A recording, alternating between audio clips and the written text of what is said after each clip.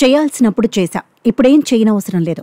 ఇది Mumbai Indians star player Rohit Sharma నుంచి వచ్చిన కామెంట్స్. ఈ రెండు వ్యాఖ్యలే ఇప్పుడు హాట్ టాపిక్ అవుతున్నాయి. రోహిత్ నోటి నుంచి ఈ మాటలు ఎందుకొచ్చాయి? ఎవరిపై హిట్ మ్యాన్ కోపంతో ఉన్నాడు? ముంబై ఇండియన్స్ యాజమాన్యంపై ఇంకా కోపం తగ్గలేదా? ఇలా రకరకాలుగా చర్చ జరుగుతోంది. ఎవరికి తోచినట్టుగా వాళ్లు మాట్లాడేసుకుంటున్నారు. లక్నో సూపర్ జైంట్స్తో మ్యాచ్కు ముందు ఎల్ఎస్జీ మెంటార్ జహీర్ ఖాన్తో హిట్ మ్యాన్ మాట్లాడాడు. ఆ సమయంలోనే చేయాల్సినప్పుడు చేశా, ఇప్పుడేమీ చేయనవసరం లేదు అన్నాడు. అప్పుడే అక్కడికి ఎల్ఎస్జీ కెప్టెన్ రిషబ్ పంత్ కూడా వచ్చాడు. దీనికి సంబంధించిన వీడియో ఇప్పుడు సోషల్ మీడియాలో వైరల్ అవుతోంది.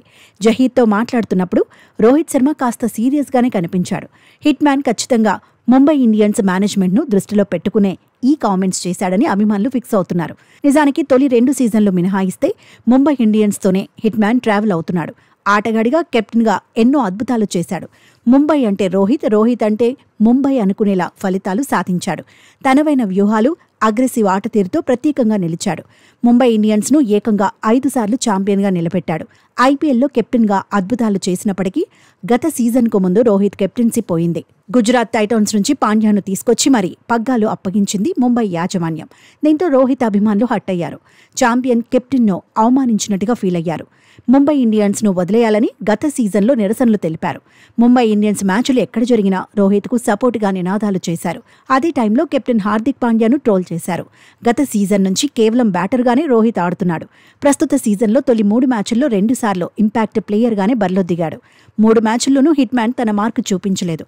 అయితే ఆటగాడిగా రోహిత్ తన పని తాను చూసుకుంటున్నాడని, లీడర్షిప్ గ్రూప్లో ఏమీ ఉండట్లేదనే చర్చ జరుగుతోంది.